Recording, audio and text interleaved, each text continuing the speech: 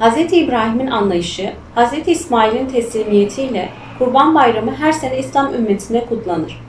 Kurban Bayramı denince de aklımıza 6-8 Ekim olaylarında şehit olan Yasin Börü ve arkadaşları gelmekte. Yasin Börü ve arkadaşları her daim aklımızda ve gönlümüzdedir. Onları unutmadık, unutmayacağız.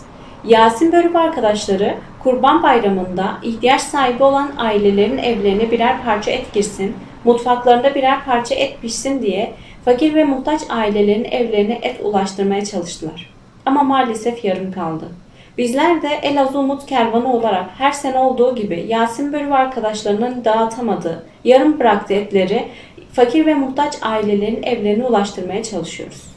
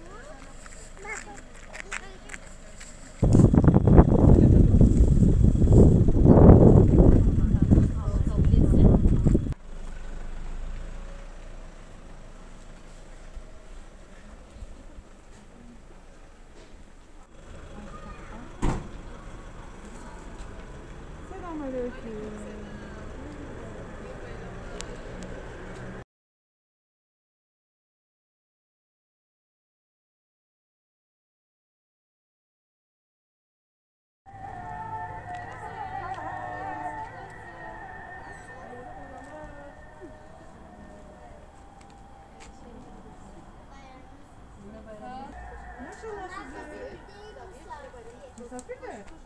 Bir lira. Şeker var.